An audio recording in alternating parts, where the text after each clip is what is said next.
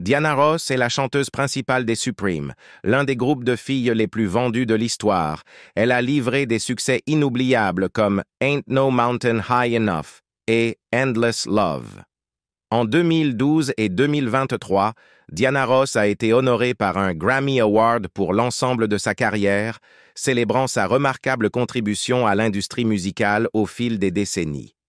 Cependant, sa vie a également été marquée par une perte profonde, notamment la mort de son cher frère et de son collaborateur, Michael Jackson, ainsi que la séparation des Supremes. Malgré ces tragédies personnelles, la résilience de Diana Ross a brillé à travers ces épreuves, faisant d'elle non seulement une légende de la musique, mais aussi un symbole de force et de persévérance. Alors, comment la douloureuse vérité et les pertes de son enfance l'ont-elles affectée? Comment a-t-elle réussi à les surmonter pour devenir la femme forte et accomplie qu'elle est aujourd'hui? Découvrons-le ensemble. Liens familiaux et tragédies. Avant de devenir la figure célèbre et réussie qu'elle est aujourd'hui, Diana Ross a connu une enfance marquée par la tristesse et les difficultés. Diana Ross était la deuxième de 6 enfants nés d'Ernestine et Fred Ross Sr. Bien que sa mère ait prévu de l'appeler Diane, une erreur administrative sur le certificat de naissance a entraîné le nom de Diana, qui l'a accompagnée tout au long de sa vie. Malgré cela, sa famille et ses amis à Détroit l'appelaient affectueusement Diane. Élevée dans un foyer baptiste, elle a vécu une enfance marquée à la fois par la joie et la tristesse. La famille vivait à l'origine sur Belmont Street, dans le quartier North End de Détroit, où ils étaient voisins de Smokey Robinson. Cependant, lorsque Ross n'avait que 7 ans, la bataille de sa mère contre la tuberculose a contraint les enfants à déménager temporairement à Bessemer, en Alabama, pour vivre avec leurs grands-parents maternels pendant que leur mère se rétablissait. Après l'amélioration de la santé de sa mère, Diana Ross et sa famille ont déménagé dans les Brewster Douglas Housing Projects, un développement ouvrier à Detroit, le jour de son 14e anniversaire en 1958. Ils se sont installés sur St. Antoine Street, marquant un changement significatif par rapport à leur précédente maison dans le quartier North End. Cet événement a profondément impacté la vie de Diana Ross, une expérience qu'elle a qualifiée de « nuit de lamentation ». C'est à cette époque qu'un accident tragique s'est produit dans son voisinage, laissant une impression durable sur elle. C'était la première fois que Ross était confrontée à la réalité de la perte, et le poids émotionnel de cette expérience l'a suivie tout au long de sa vie. Elle a souvent réfléchi au profond sentiment de chagrin de cette nuit-là, la considérant comme un moment charnière de son parcours personnel. Durant son adolescence, Ross a fréquenté la Cass Technical High School, une prestigieuse école préparatoire de 4 ans située dans le centre-ville de Detroit. Aspirant à devenir créatrice de mode, elle a suivi divers cours créatifs tels que la conception de vêtements, la chapellerie, le modélisme et la couture. En plus de ses cours réguliers, Ross prenait des leçons de mannequinat et de cosmétologie le soir et le week-end, Smokey Robinson lui prêtant apparemment des fonds pour ses activités extrascolaires. Elle s'est également impliquée dans les activités parascolaires de l'école, notamment dans l'équipe de natation, ce qui lui a permis de développer sa confiance en elle et sa discipline durant ses premières années. En 1960, Ross a marqué l'histoire en devenant la première femme de chambre afro-américaine embauchée par Hudson's, un célèbre grand magasin du centre-ville de Détroit. Ce travail lui a fourni une source de revenus importante et a constitué un accomplissement significatif à une époque où la ségrégation raciale limitait encore les opportunités pour de nombreux Afro-Américains. En parallèle de ce travail, Ross offrait également des services de coiffure à ses voisins, démontrant ainsi son dynamisme et son esprit entrepreneurial. En janvier 1962, Ross a obtenu son diplôme de la Cass Technical High School, ayant su équilibrer ses ambitions académiques avec son intérêt croissant pour l'industrie du divertissement et de la mode. Cette période de sa vie a jeté les bases de son succès ultérieur, car elle a développé des compétences essentielles, une solide éthique de travail et des contacts qui l'ont propulsée sous les projecteurs. l'impact profond de la mort tragique d'Arthur Ross sur Diana Ross. Cependant, l'enfance relativement paisible de Diana Ross a bientôt été perturbée par un autre événement douloureux impliquant son frère, qui a eu un impact profond sur son état mental dans les années qui ont suivi. La mort tragique de son frère cadet Arthur a résonné avec les vulnérabilités qu'elle a rencontrées tout au long de sa vie. Après une décision difficile, Diana Ross n'a pas assisté aux funérailles de son frère cadet Arthur, qui a été tué lors d'un vol à Detroit. Au lieu de cela, elle a envoyé sa fille, Tracy Joy, pour délivrer un message touchant à l'Assemblée. Dans sa lettre, Ross a exprimé son extrême désespoir et sa profonde tristesse suite à la perte de son frère. Bien qu'elle ne soit pas présente aux funérailles, sa lettre émotive a transmis la profondeur de leur lien fraternel et la profonde douleur qu'elle ressentait.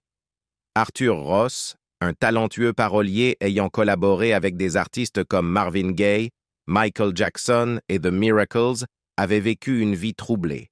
Sa carrière n'a jamais atteint le succès de celle de sa sœur, ce qui a conduit à des luttes personnelles. Arthur s'est tourné vers la drogue et l'alcool, créant un fossé grandissant entre sa vie et celle de Diana. Pendant que Diana atteignait la renommée internationale et la richesse, les luttes d'Arthur contre l'addiction et ses démons personnels ont conduit à une chute tragique. Malgré ces luttes, Diana avait toujours essayé de l'aider, lui offrant un soutien financier et des opportunités dans l'industrie musicale. Arthur et sa femme, Patricia, ont été découverts dans leur appartement plusieurs semaines après leur décès. Les autorités ont lié leur mort à un incident malheureux impliquant un vol. Cet événement a dévasté Diana, qui craignait depuis longtemps une issue tragique pour son frère. Elle a été horrifiée d'apprendre que son corps était resté non découvert pendant si longtemps, ce qui a accru le chagrin qu'elle ressentait face à sa mort prématurée. Diana Ross, en tournée au Japon à l'époque, a pris la difficile décision de ne pas assister aux funérailles, craignant que sa présence ne transforme cet événement solennel en un spectacle médiatique. Elle était préoccupée par le fait qu'Arthur, même dans la mort, puisse rester dans son ombre, une ironie douloureuse étant donné les luttes qu'il avait affrontées durant sa vie, souvent éclipsées par sa célébrité. La relation entre les frères et sœurs était complexe depuis longtemps. Bien que Diana Ross ait essayé à plusieurs reprises d'aider Arthur, son ressentiment envers son succès a tendu leurs liens. Malgré cela, Diana l'aimait profondément et a exprimé une grande tristesse et confusion face au choix qu'il avait fait dans sa vie, se demandant pourquoi sa vie avait pris une tournure si tragique. La mort d'Arthur Ross a profondément touché Diana, lui rappelant des pertes précédentes, comme le décès de sa camarade des Suprêmes, Florence Ballard. Les deux décès étaient liés à la nature destructive de la célébrité et de l'addiction, des thèmes qui ont hanté Diana tout au long de sa carrière. Même si elle avait abdiqué dans sa tentative de sauver son frère de son chemin autodestructeur, son absence a laissé un vide profond dans sa vie. Suite au décès d'Arthur, Diana Ross a pris des mesures pour aider à l'enquête, allant même jusqu'à engager l'avocat Robert Shapiro pour faire le lien avec les forces de l'ordre. Malgré sa célébrité et le tourbillon émotionnel, elle est restée impliquée dans la quête de justice pour son frère, offrant une récompense pour toute information concernant le crime. Dévoiler les secrets de l'amour et de l'ambition. L'enfance de Diana Ross était marquée par la tristesse en raison des événements tragiques au sein de sa famille. En conséquence, elle a cherché du réconfort dans l'amour de sa vie pour compenser les moments difficiles qu'elle avait endurés dans le passé. Son premier amour est l'affaire secrète avec son ami d'enfance, Smokey Robinson. Elle a révélé que leur connexion était imprévue et inattendue en 1959. À l'époque, Smokey était déjà marié à Claudette Rogers, et Ross était jeune et concentré sur l'établissement de sa carrière dans l'industrie musicale. La relation s'est développée naturellement alors qu'ils passaient beaucoup de temps ensemble chez Motown. Avec le temps, Ross a commencé à se sentir en conflit. Après que nous nous soyons vus pendant un certain temps, Diana m'a dit qu'elle ne pouvait pas continuer parce qu'elle connaissait Claudette et qu'elle savait que j'aimais encore ma femme, a déclaré Smokey. Et je l'aimais. J'aimais beaucoup ma femme. Diana a également dit « J'avais de profonds sentiments pour Smokey. Mais ce n'était pas juste. Je ne pouvais pas continuer. » Finalement, c'est cette prise de conscience qui a conduit Ross à mettre fin à leur liaison. En réfléchissant à cette expérience, Ross a reconnu que l'amour est complexe et pas toujours facile à définir. Elle a appris que les gens sont capables d'aimer plus d'une personne en même temps et que les émotions ne peuvent pas toujours être contrôlées. Malgré la fin de leur relation romantique, Ross et Smokey sont restés de proches amis et elle continue d'éprouver une grande admiration et affection pour lui jusqu'à ce jour. Par la suite, elle s'est profondément liée au fondateur de Motown, Berry Gordy. Leur relation était faite de respect mutuel, de collaboration professionnelle et d'une connexion personnelle complexe qui a profondément façonné leur carrière et leur vie. Au début des années 1960, Diana Ross et son groupe étaient de jeunes talents désireux de reconnaissance. Ils ont frappé aux portes de Motown alors qu'ils étaient encore au lycée, espérant être signés par le label en pleine expansion. Bien que Gordy ait immédiatement été frappé par la voix distinctive de Ross et sa présence sur scène, il a refusé de les signer tant qu'ils n'avaient pas terminé l'école. Leur relation professionnelle a finalement évolué vers quelque chose de plus intime. Bien que Ross et Gordy ne se soient pas mariés, leur connexion romantique était indéniable. Gordy a ensuite admis qu'il était profondément amoureux de Ross, mais que son amour pour son succès et son ambition l'emportaient peut-être sur son désir d'une relation traditionnelle. Il a souvent fait remarquer que, bien qu'il tînt beaucoup à Ross, il ne voulait pas que leur lien personnel interfère avec sa quête de célébrité. Cet équilibre délicat entre sentiments personnels et ambition professionnelle a été mis à l'épreuve lorsque Ross et Gordy ont eu une brève réunion après la fin de leur relation romantique, à la fin de 1970.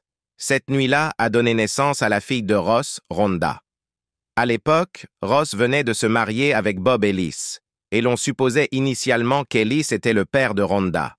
Cependant, à mesure que Rhonda grandissait, sa ressemblance avec Gordy devenait de plus en plus évidente. Ce n'est qu'à l'âge de 13 ans que Ross a révélé la vérité sur sa paternité.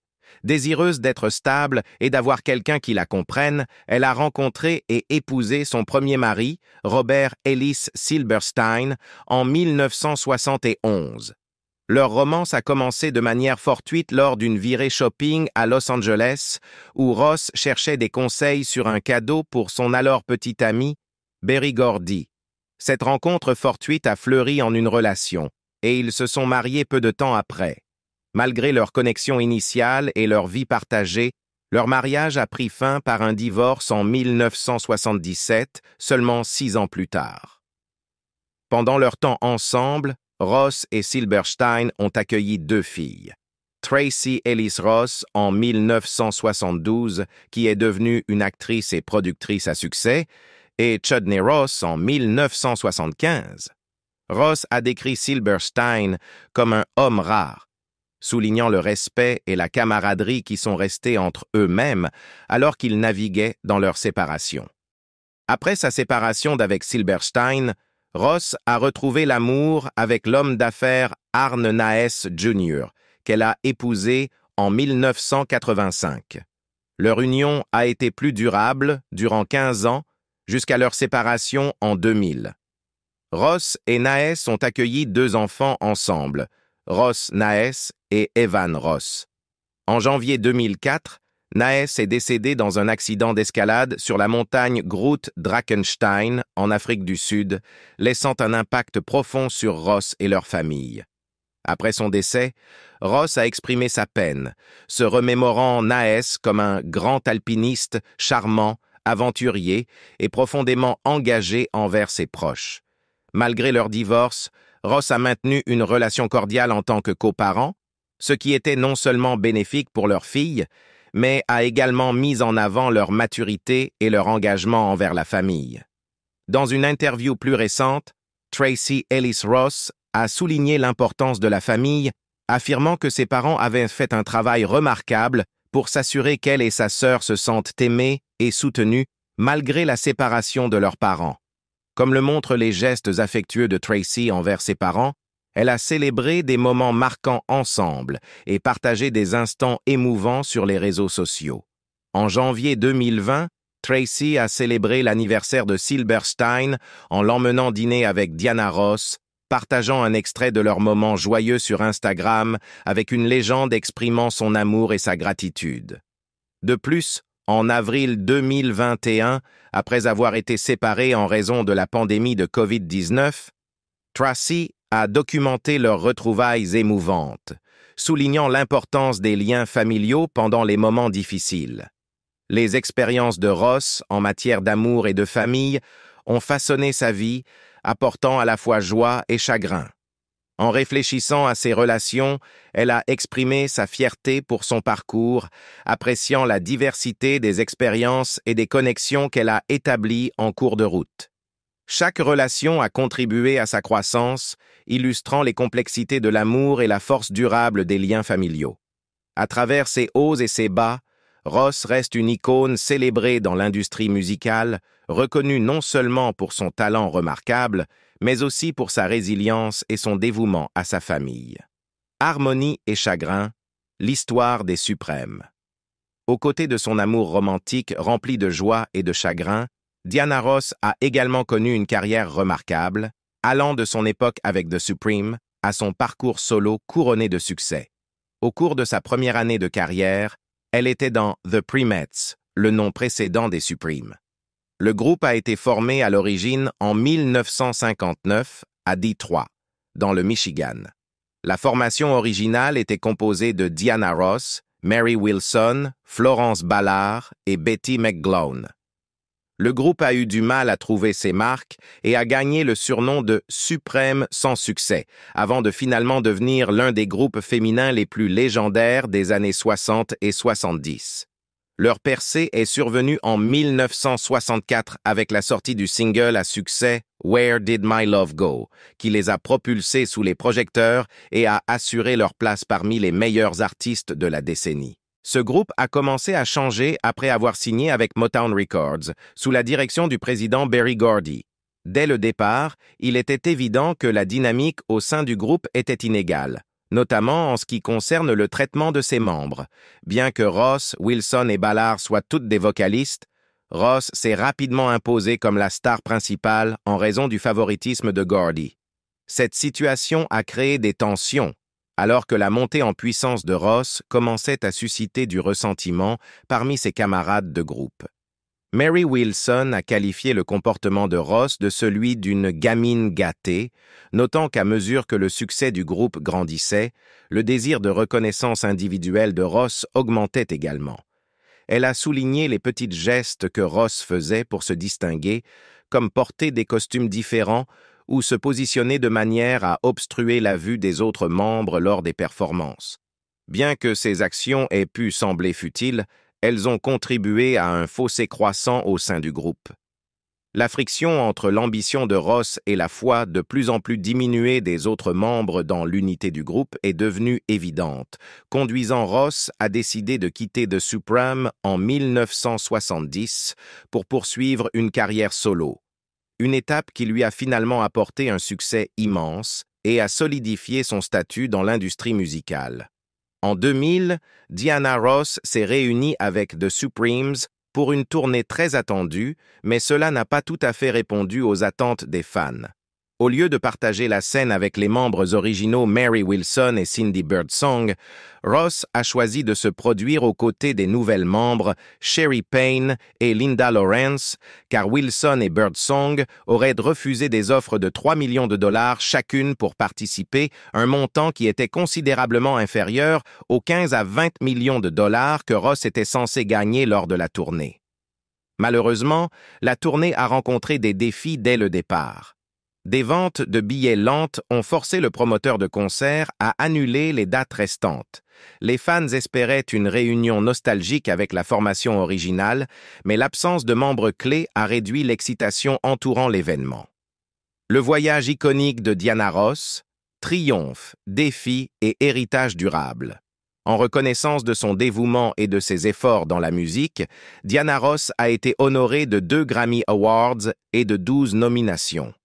Ces distinctions témoignent de sa force et du succès incroyable qu'elle a réussi à atteindre en surmontant des obstacles pour récolter les fruits de son travail acharné. Formé en 1959, le groupe a d'abord performé sous le nom de The Primettes avant de signer avec Motown Records en 1961. Leur single phare, Where Did Our Love Go, a été lancé en 1964 et a atteint le sommet du Billboard Hot 100, propulsant The Supreme vers la superstardom. Le groupe a ensuite enchaîné avec une série de succès, dont Baby Love, Come See About Me et Stop in the Name of Love, consolidant ainsi leur place dans l'héritage de Motown. D'ici 1966, The Supreme avait 12 titres numéro 1 au Billboard, ce qui en faisait l'acte le plus réussi de l'histoire de Motown. Leur impact sur la musique populaire et la culture a été profond, car ils ont contribué à faire connaître le son de Motown dans l'Amérique grand public. Cependant, en 1970, Ross a pris une décision décisive pour poursuivre une carrière solo. Son premier album solo éponyme, sorti en 1970, comprenait le succès emblématique Ain't No Mountain High Enough, qui est devenu une chanson déterminante de sa carrière. Tout au long des années 1970, Ross a sorti plusieurs albums à succès, mettant en avant sa polyvalence en tant qu'artiste. Lady Sings the Blues, la bande originale du film dans lequel elle a joué, présentait ses interprétations de classiques du jazz, y compris God Bless the Child et Don't Explain. L'album a rencontré un succès commercial et a davantage établi sa carrière en tant qu'artiste solo. En 1973, Ross a sorti Touch Me in the Morning, qui comprenait le titre éponyme qui est devenu un autre succès. L'album a démontré sa capacité à traverser les genres, mélangeant pop et soul. Elle a continué à connaître un succès commercial tout au long des années 1970 avec des succès tels que Love Hangover et The Boss, qui ont tous deux mis en valeur sa puissance vocale et sa présence sur scène.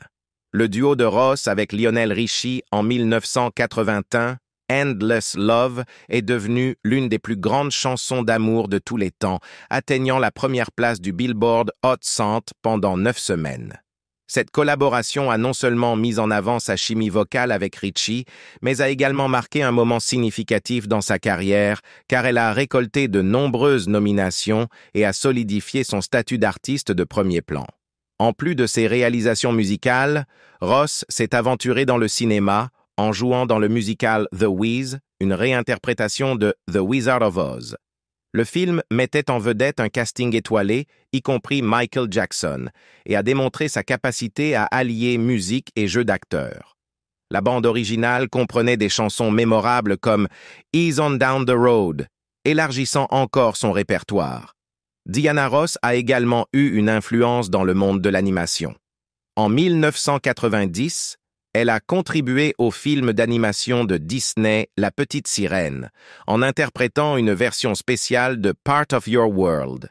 Plus récemment, en 2015, elle a prêté sa voix iconique au film d'animation Les Mignons, en interprétant une nouvelle version de son succès classique You Can't Hurry Love, démontrant ainsi son attrait intemporel et sa capacité à se connecter avec de nouvelles générations.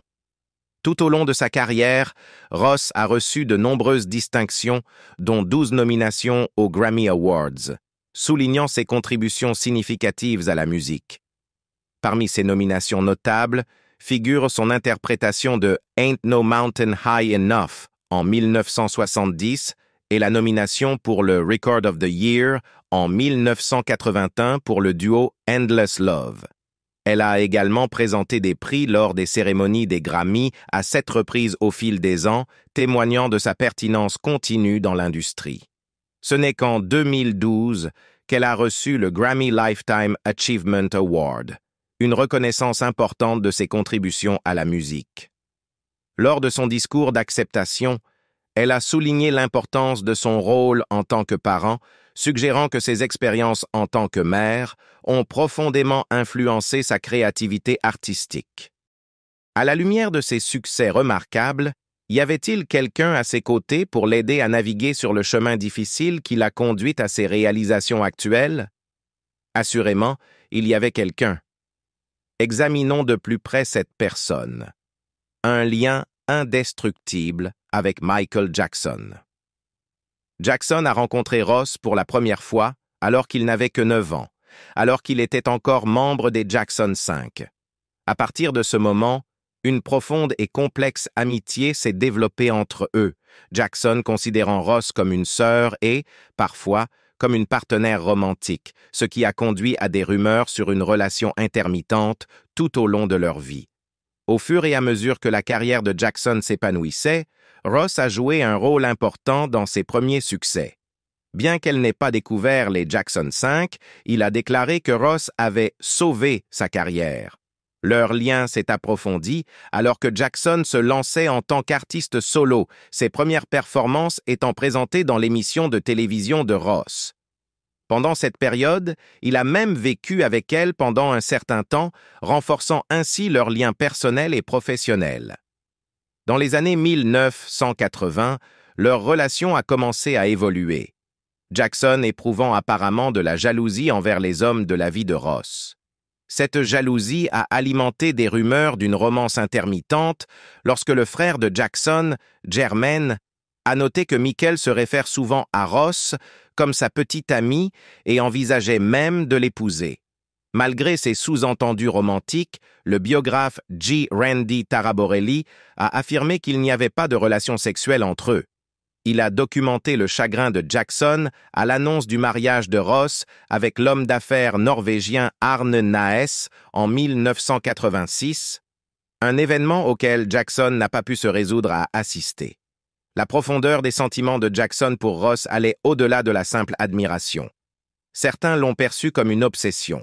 Des rumeurs ont circulé selon lesquelles Jackson aurait subi des opérations de chirurgie esthétique pour ressembler à Ross, soulignant la complexité de son adoration. Taraborelli a écrit que Ross reconnaissait l'idolâtrie de Jackson à son égard et a noté qu'il voulait chanter comme elle.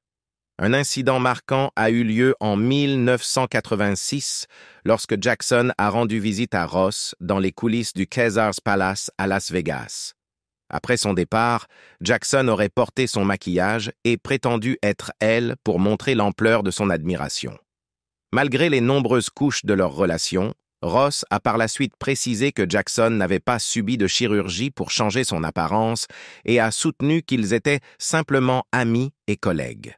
Leur connexion était si profonde que Jackson souhaitait que Ross joue un rôle dans la vie de ses enfants, reflétant la confiance et l'affection qu'il avait pour elle.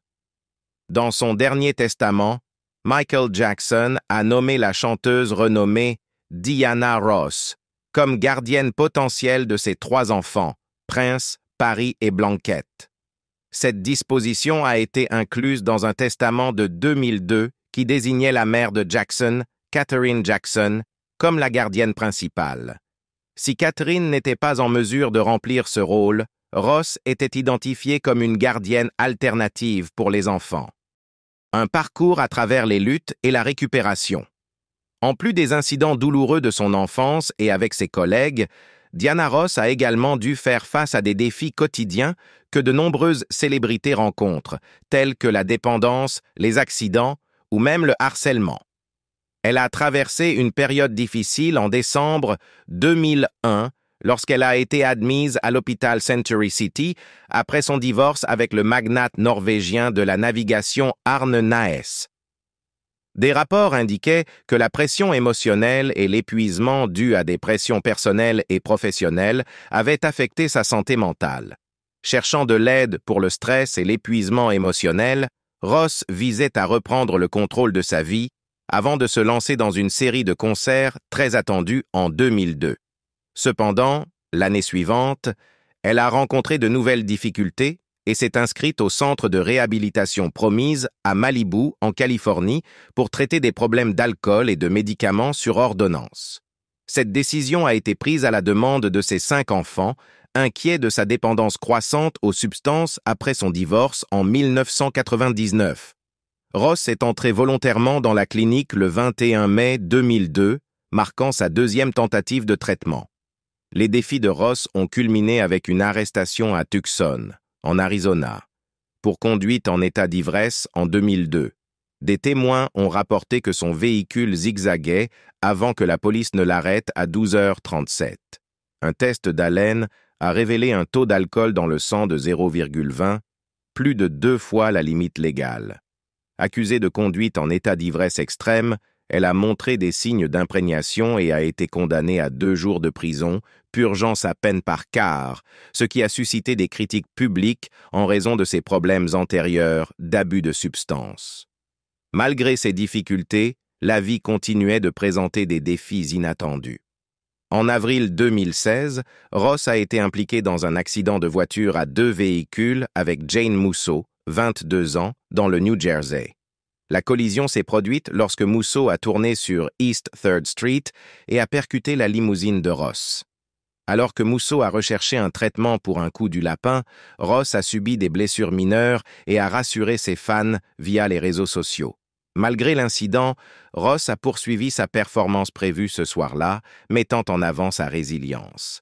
Musso a décrit l'expérience comme surréaliste et frustrante, soulignant la gravité de l'incident au-delà du spectacle médiatique.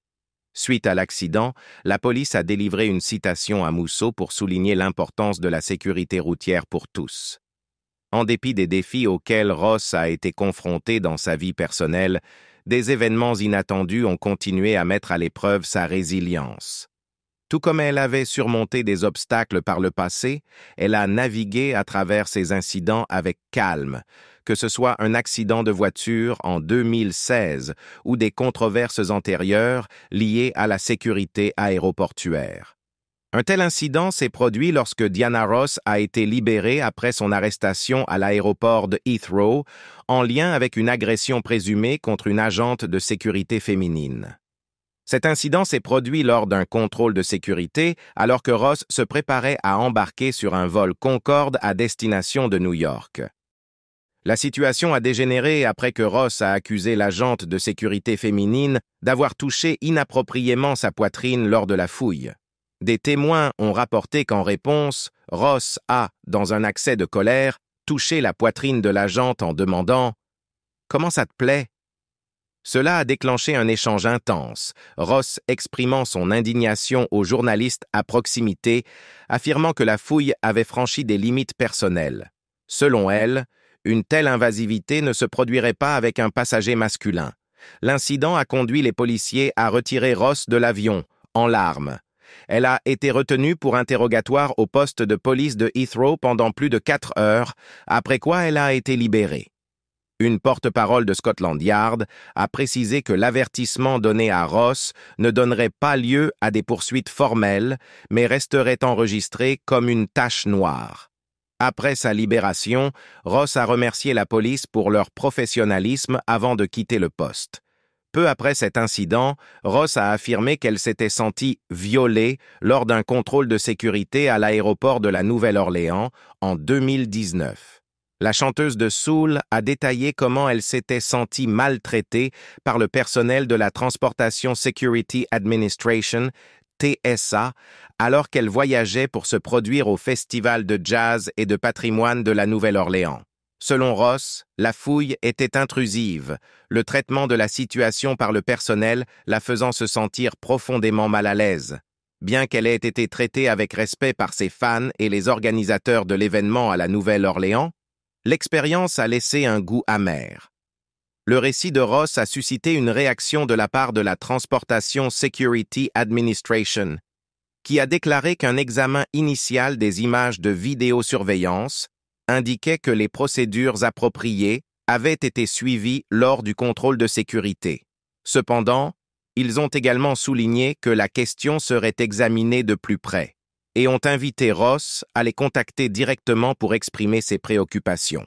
Tous les détails partagés dans cette vidéo illustrent magnifiquement le parcours remarquable de Diana Ross, des années adolescentes marquées par la perte tragique de son frère et des romances enchanteuses mais éphémères à ses succès spectaculaires, notamment ses Grammy Awards et ses succès intemporels. Nous sommes vraiment témoins de la force et de la résilience qui définissent son héritage. Connaissez-vous certaines de ces belles chansons? Évoquent-elles des émotions qu'elle a ressenties tout au long de son parcours? J'aimerais beaucoup entendre vos réflexions, alors laissez un commentaire ci-dessous. Merci et à bientôt.